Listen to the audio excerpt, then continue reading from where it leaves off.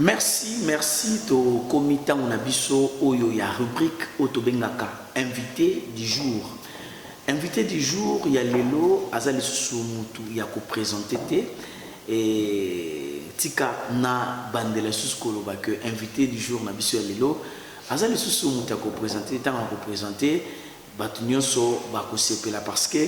azali mama oyo azako sela nzambe na République démocratique du Congo et un ministère oyo nzambe apesi et pas ina mwasi pe oyo et sali musala et faire preuve ya kolaksa réellement que Jésus-Christ azana bomoyi à travers cette grande dame.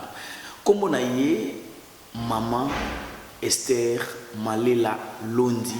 oyo bato babengaka mingi mama 100 jours. Naye tokosolo la et période où il y a confinement l'équipe annonce ya église ndengeni et zali kozonga bango awa na église Jésus réponse ndengeni basa ko lengela yango wana masolo na biso tokosolo la na république na biso ya invité du jour. Le temps pour moi n'a pas ça déjà bonjour et pas ya maman. Bonjour maman. Bonjour Yaya Nzambe apambola yo.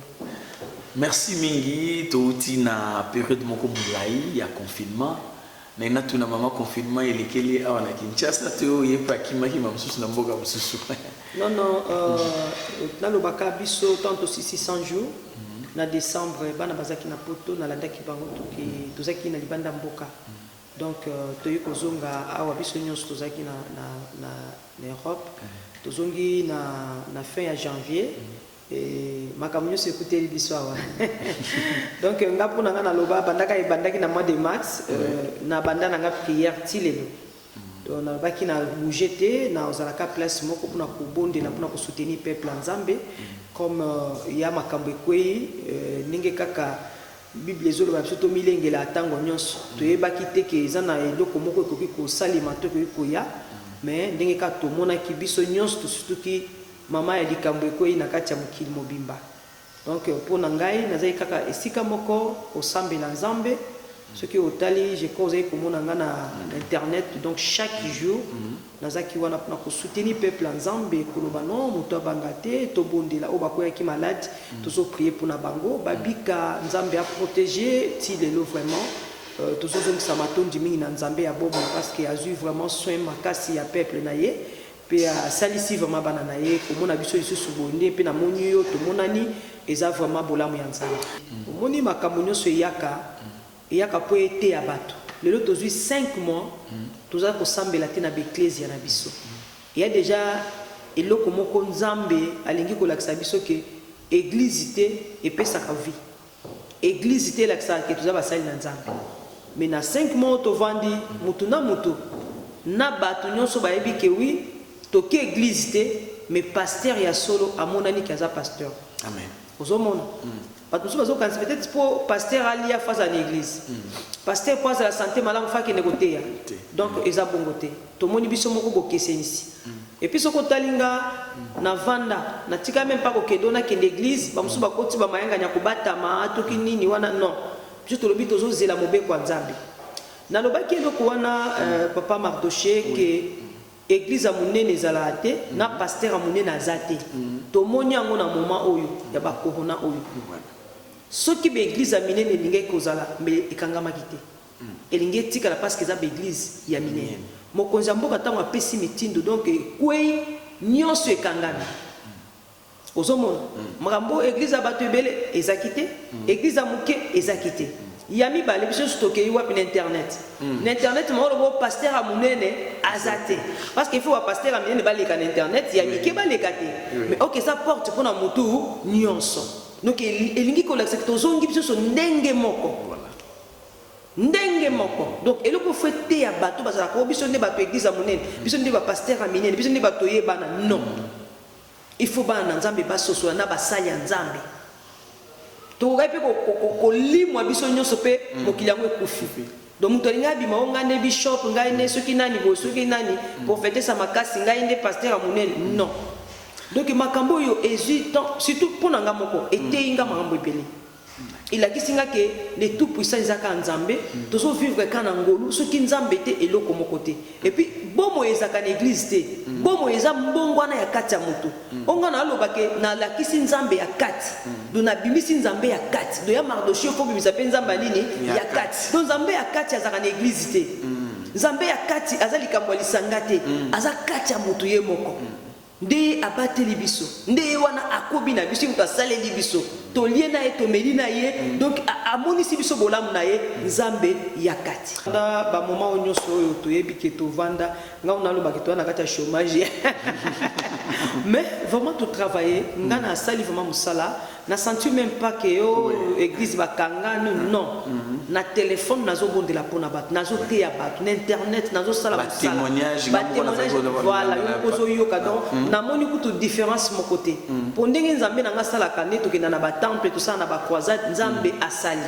vraiment bato bazobika na téléphone na internet donc chaque jour navandelaki kaka kotia bamega nanga mpona koteya bana na nzambe donc bazali kolanda nga chaque jour ti sikoyo nateyaka na ntongo na midi na pokwa na minuit tozana bango na 6h tozana donc nazaka air nyonso na internet mpona kolandela kaka peuple na nzambe bato basentir ke nzambe aza mosika te donc voilà na travaillé vraiment très bien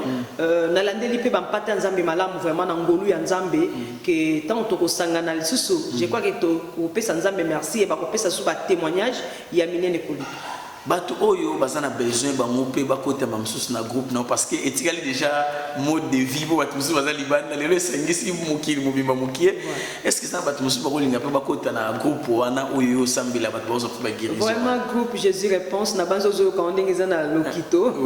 nazoka ba amen mama bato bazo témoigner mokili mobimba na 4 coins ya mokili mobimba mutu nyonso alingi pa akota na kati ya groupe Jésus réponse na WhatsApp okozwaka numéro nazopesa awa comme ça oyo komelinga na WhatsApp biso tokokotisa yo na groupe Jésus réponse obandolanda ba prière air nyonso pe lisolo bien nanga maman ekozala esengo donc numéro nanga eza 82 23 44 233 082 23 44 233 to na 085 15 73 788 085 15 73 788 et qu'on permette bino ko komilanga na WhatsApp et to ko kotsa bino na groupe ya Jésus réponse ya WhatsApp pour na kolanda ba prière puis ko sala vraiment suivi na bino en tout cas kuna vraiment ils ont chauffé donc Nzambe vraiment zo mimoni sa makasi bato baza na Europe bato baza na États-Unis donc presque partout en Afrique na ba province bazo mona lokwa ba musika na ngati to zana bango erno se pin Nzambe nanga azwa contrôle ya makamu na bango pas zo sa ila bango vraiment boya vraiment ebele hein na bikela mu so Nzambe pour maman ministère à maman équipate au catholique missionnaire kimbangiste mutu nyonso aza pona ko bénéficier na grâce Nzamba pesa maman je crois que boya to sambela tala kaka ba temps ebele oyo hein oyo bien Mardochée bato bakoma maman oza wapi bato bakomi ko luka comme le maman fin du monde ko hein yesu nana azongi bakomi ko luka biso bible benze ko sate ba luki basali Nzambe surtout maman oza wapi maman to ngabi boze la kati église ko songa vraiment église yango ezosonga déjà les 16 biso to kozana na temple Manassé kuna na Jésus réponse boya ebele de 6h déjà à 11h juste bana Nzambe tout ba Jésus réponse nyonso bana ba 100 jours de jeûne de prière boya o nyonso kozai koluka mama pendant 5 mois et comme ka to yoka na kamingongo mebilongi tozo mona na te vraiment boya siko to mona na puis to remercier Nzambe na bolamu ne je crois que yo kweli kama te po Nzambe nanga abombaki yo. Merci beaucoup Papa Mardochée natondi pa ina bino botondi pona komona ke journal o ezama lamo je crois que ezo sunga biso basali na Nzambe pona ko pesa sango malamu ya Yesu Christ na mabota ba kolanda biso na pesi pe merci na bana Nzambe nyonso et tozokoba toujours na sango malamu ya Yesu Christ pe ba ibalandaka Ereka info vraiment Nzambe azalokumu pona yango et bato balanda yango vraiment na koyebisaka bana Nzambe baya ebele baya vraiment ebele mokolo ya dimanche le 16 août donc dimanche oyo déjà les bozolanda biso dimanche oyo le 16 août de 6h à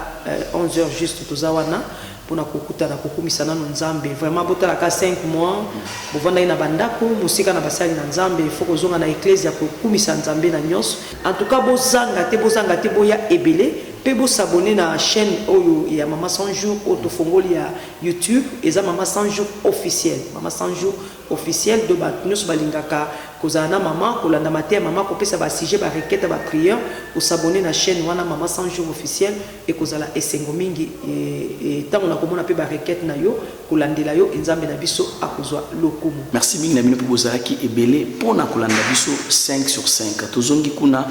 na plateau pour la continuité ya magazine na bino Erika.